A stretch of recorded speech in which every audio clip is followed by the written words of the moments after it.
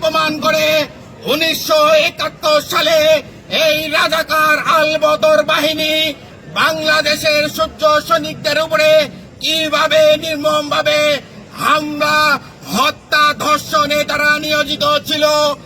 আজকের এই হামলা প্রমাণ করে তারা 2024-এর গণঅভ্যুত্থানের পরে বাংলাদেশে সকল শিক্ষা প্রতিষ্ঠানে যেভাবে মব তৈরি করে শিক্ষার্থীদেরকে নির্যাতন করেছে, তাদের এই হামলা প্রমাণ করে বিগত 17টি বছর ছাত্রলীগের লুঙ্গির তলে থেকে হেলমেট পরে বাংলাদেশ জাতীয়তাবাদী ছাত্র দলের নেতা কর্মীদের উপরে নির্মমভাবে তারাই হামলা করেছিল।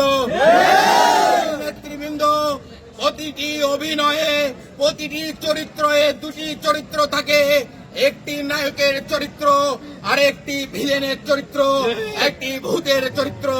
জামাত শিবির 24 জুলাই আগস্টের গণঅভ্যুত্থানের পরে ভূতের চরিত্রে তারা নিজেদেরকে আবির্ভাব করেছে।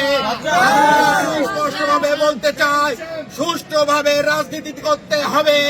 এর যদি ব্যত্যয় ঘটে আবারও আপনাদেরকে 17 বছর যেভাবে গুপ্ত রাজনীতি করেছে, সেই গুপ্ত রাজনীতি আপনাদেরকে ফিরে যেতে আমরা ছাত্র দল বাধ্য করব।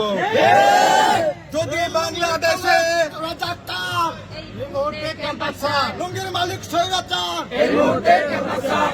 যদি আর বাংলাদেশে কোন শিক্ষা প্রতিষ্ঠানে সাধারণ শিক্ষার্থীদের উপরে এবং কোন ক্রিয়াশীল বাংলাদেশপন্থী কোন রাজনৈতিক সংগঠনের উপরে নির্মমভাবে হামলা করা হয়, ছাত্র শিবিরের সেই 20 দাগ বাংলাদেশ জাতীয়তাবাদী ছাত্রদল ভেঙ্গে বাংলাদেশ থেকে বিতাড়িত করে পাকিস্তানে ফেলে দেওয়া হবে। বন্ধুরা,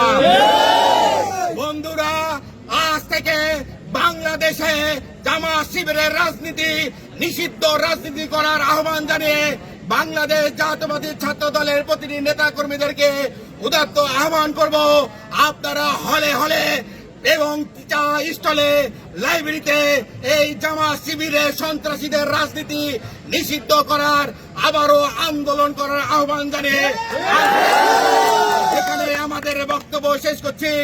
আজকের এই বিক্ষোভ মিছিলে উপস্থিত